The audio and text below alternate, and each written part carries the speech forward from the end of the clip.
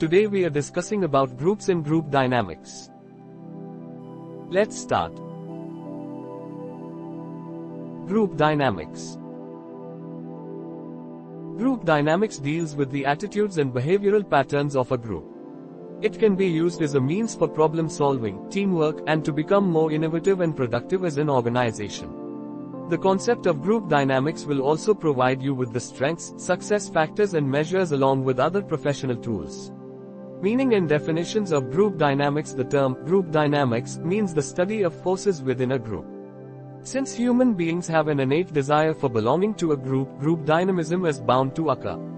In an organization or in a society, we can see groups, small or large, working for the well-being. In Hindi, समूह की गतिशीलता एक समूह के व्यवहार और व्यवहार के पैटर्न से संबंधित है। इसका उपयोग समस्या समाधान, टीम वर्क और एक संगठन के रूप में अधिक नवीन और उत्पादक बनने के साधन के रूप में किया जा सकता है। समूह गतिशीलता की अवधारणा आपको अन्य पेशेवर उपकरणों के साथ ताकत, सफलता के कारक और उपाय भी प्रदान करेगी। समूह गतिशीलता का अर्थ और परिभाषाएं। ग्रुप डायनेमिक्स शब्द का अर्थ है एक समूह के भीतर बलों का अध्ययन। चूंकि मनुष्य में एक समूह से संबंधित होने की सहज इच्छा होती है, इसलिए समूह की गतिशीलता घटित होती है। किसी संगठन या समाज में हम छोटे या बड़े समूहों को भलाई के लिए काम करते हुए देख सकते हैं। The social process by which people interact with one another in small groups can be called group dynamism. A group has certain common objectives and goals, because of which members are bound together with certain values and culture. Importance of group dynamism. 1. Firstly, a group can influence the way the members think. The members are always influenced by the interactions of other members in the group. A group with a good leader performs better as compared to a group with a weak leader. 2. The group can give the effect of synergy, that is, if the group consists of positive thinkers then its output is more than double every time. 3. Group dynamism can furthermore give job satisfaction to the members. In Hindi, सामाजिक प्रक्रिया जिसके द्वारा लोग छोटे समूहों में एक दूसरे के साथ बातचीत करते हैं, समूह की गतिशीलता कहलाती है। एक समूह के कुछ सामान्य उद्देश्य और लक्ष्य होते हैं, जिसके कारण सदस्य कुछ मूल्यों और संस्कृति के साथ एक साथ बंधे होते हैं। समूह गतिशीलता का महत्व। 1. सबसे पहले, एक समूह सदस्यों के सोचने के तरीके को प्रभावित कर सकता है। सदस्य हमेशा समूह में अन्य सदस्यों की बातचीत से प्रभावित होते हैं। एक कमजोर नेता वाले समूह की तुलना में एक अच्छे नेता वाला समूह बेहतर प्रदर्शन करता है।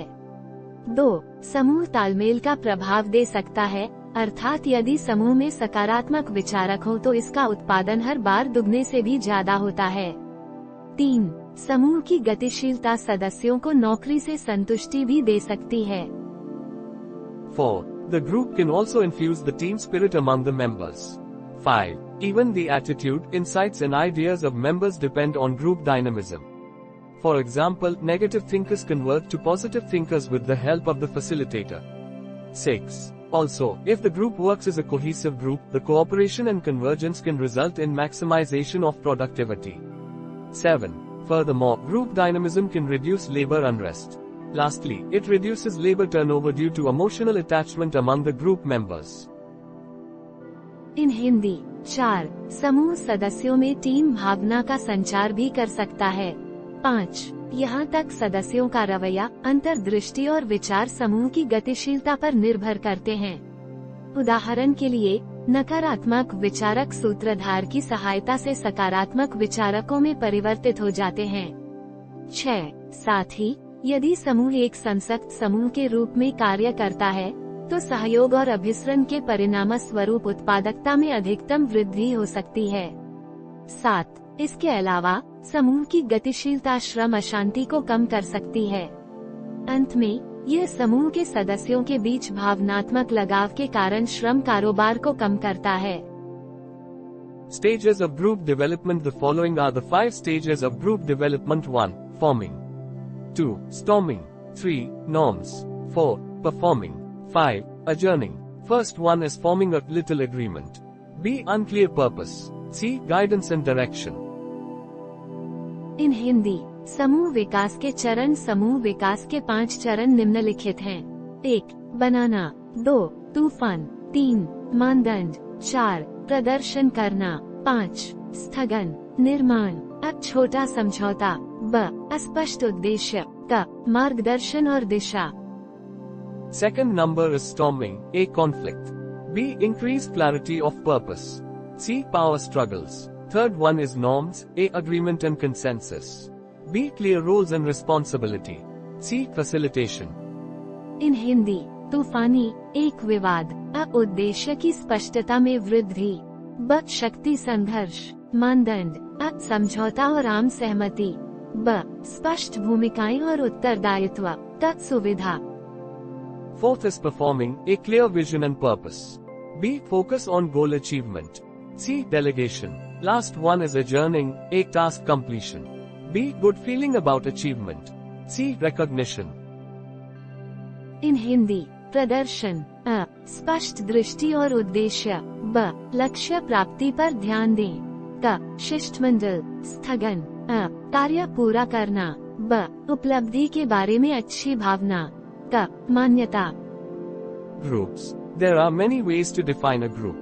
Most of the people defining this term agree on one thing: groups are created because of people becoming linked to each other by a type of relationship. Groups are never the same and are defined as 1, 2 or more individuals, 2 connected, 3 by and within social relationships. 1, 2 or more individuals.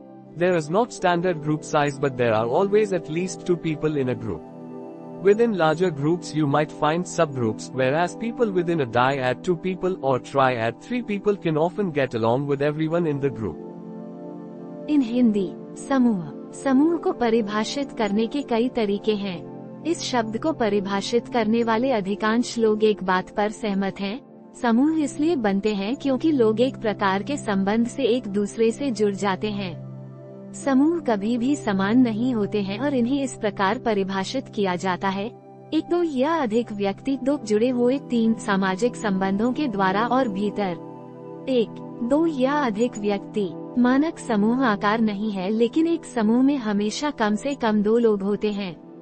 बड़े समूहों के भीतर आपको उपसमूह मिल सकते हैं, जबकि एक युग्मक 2 लोग या त्रय 3 लोग के लोग अक्सर समूह में सभी के साथ मिल सकते हैं। 2. Connected. People within a group must be connected. This connection can both be strong families or weak and easily broken. Some bonds are task-related such as committees, and others are more based on a relation such as friends. Relations might not always be mutual. The larger the group, the more ties it takes to connect its members. The maximum amount of ties can be calculated by the formula n(n)(1)(2). The number of people within the group is represented by the n.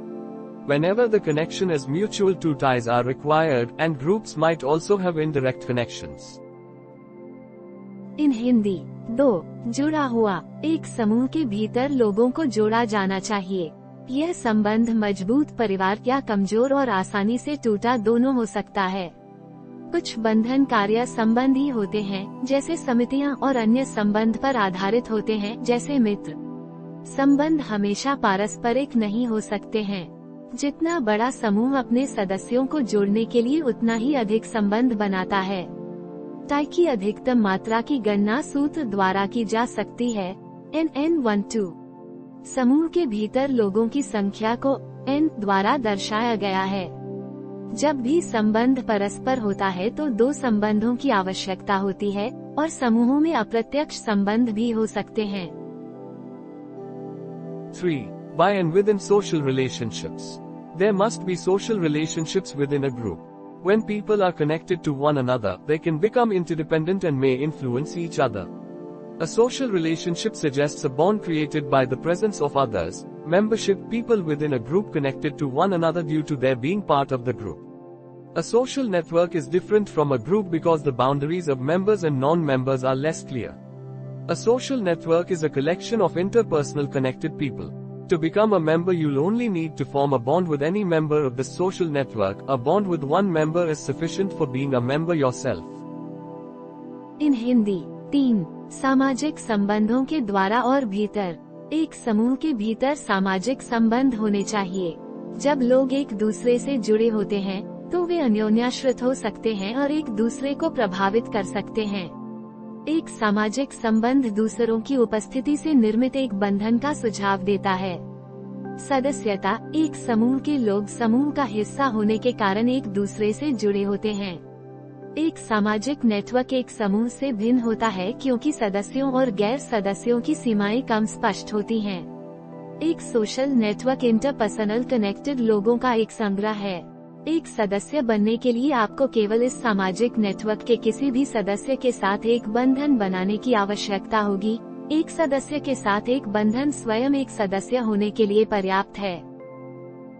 The definition of groups, as explained, would suggest a clear division between non-group members and group members. However, in reality the boundary between group member and non-group member is quite vague.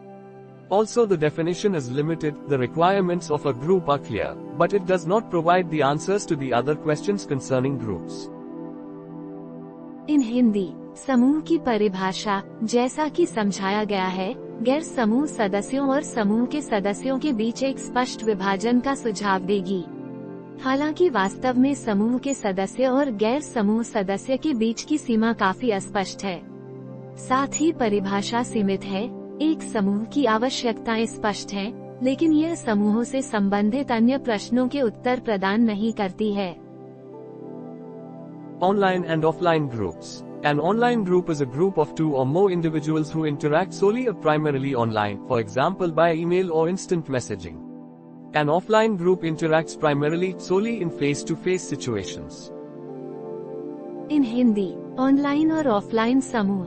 एक online समूह दो या दो से अधिक व्यक्तियों का एक समूह है जो पूरी तरह से या प्राथमिक रूप से ऑनलाइन बातचीत करते हैं, उदाहरण के लिए ईमेल या त्वरित संदेश द्वारा। एक ऑफलाइन समूह मुख्य रूप से पूरी तरह से आमने सामने की स्थितियों में बातचीत करता है। Describing groups. There are some similarities to be found in groups such as 1. Interaction. Groups are a great setting for interpersonal actions. There are two types of group interaction. A task interaction equals interaction focused on a task, goal or project such as a committee or a jury. B. Relation interaction equals interaction focused on an interpersonal relationship. इन हिंदी, समूहों का वर्णन करना। समूहों में कुछ समानताएं पाई जाती हैं, जैसे 1. अंतःक्रिया, पारस्परिक क्रियाओं के लिए समूह एक बेहतरीन सेटिंग है। समूह सहभागिता दो प्रकार की होती है। A. कार्य बातचीत, किसी कार्य, लक्ष्य या परियोजना जैसे समिति या जूरी पर केंद्रित बातचीत। B. Relation interaction, interpersonal relationship पर केंद्रित interaction. 2. Goals. Most groups exist due to a goal they wish to achieve. There are several approaches to classify these goals. One of the approaches suggests the intellectual and judgmental tasks. Another approach is that of the production, discussion and problem-solving goals. A final approach suggests the generating of ideas, choosing options, negotiating solutions and executing performance tasks. इन हिंदी, 2. लक्ष्य। अधिकांश समूह एक लक्ष्य के कारण मौजूद होते हैं जिसे वे प्राप्त करना चाहते हैं। इन लक्ष्यों को वर्गीकृत करने के लिए कई दृष्टिकोण हैं। दृष्टिकोणों में से एक बौद्धिक और न्यायिक कार्यों का सुझाव देता है। एक अन्य दृष्टिकोण उत्पादन, चर्चा और समस्या समाधान लक्ष्यों का है। एक अंतिम दृष्टिकोण विचारों को उत्पन्न करने, विकल्प चुनने, समाधानों पर बातचीत करने और प्रदर्शन कार्यों को क्रियान्वित करने का सुझाव देता है। 3. Interdependence. Members depend on one another, which means that their actions, experiences, thoughts etc. are partially determined by other members of the group. This interdependence can occur in the following settings. A. Symmetric interdependence, where two or more members can influence each other equally and with reciprocity. B. Hierarchical interdependence without reciprocity, for example when a boss influences its employees but not the other way around. C. Hierarchical interdependence with reciprocity, when employees can influence their boss and the other way around, even when effects are unequally divided. इन हिंदी, 3. अन्योन्याश्रय सदस्य एक दूसरे पर निर्भर करते हैं, जिसका अर्थ है कि उनके कार्य, अनुभव, विचार आदि समूह के अन्य सदस्यों द्वारा आंशिक रूप से निर्धारित किए जाते हैं। यह अन्योन्याश्रय निम्नलिखित सेटिंग्स में हो सकता है। अ. सम्मित अन्योन्याश्रय, जहां दो या दो से अधिक सदस्य एक दूसरे को समान रूप से और पारस्परिकता से प्रभावित कर सकते हैं। ब, पारस्परिकता के बिना पदानुक्रमित अन्योन्याश्रितता, उदाहरण के लिए जब एक बॉस अपने कर्मचारियों को प्रभावित करता है लेकिन इसके विपरीत नहीं। क, पारस्परिकता के साथ पदानुक्रमित अन्योन्याश्रय, जब कर्मचारी अपने मालिक को प्रभावित कर सकते हैं और इसके विपरीत तब भी जब प्रभाव असमान रूप से विभाजित होते हैं। Fourth structure, group structure consists out of the group roles, norms and inter-member relations. A role is an expected behavior pattern belonging to a specific position in a group. Examples are the roles of the leaders and the followers. Norms are consensual standards describing various appropriate and inappropriate behaviors in a given context. 5. Cohesiveness. Group cohesiveness concerns the power of the bond between members of the group. Group cohesion is the solidarity, integrity and unity of the group. In Hindi, 4. संरचना। समूह संरचना में समूह की भूमिकाएं, मानदंड और अंतर सदस्यीय संबंध शामिल होते हैं। एक भूमिका एक समूह में एक विशिष्ट स्थिति से संबंधित अपेक्षित व्यवहार पैटर्न है। उदाहरण नेताओं और अनुयायियों की भूमिकाएं हैं। मानदंड सहमति के मानक हैं जो किसी दिए गए संदर्भ में विभिन्न उपयुक्त और अनुचित व्यवहारों का वर्णन करते हैं। 5. संसक्तता। समूह संसक्ति का संबंध समूह के सदस्यों के बीच बंधन की शक्ति से है। समूह सामंजस्य समूह की एकजुटता, अखंडता और एकता है।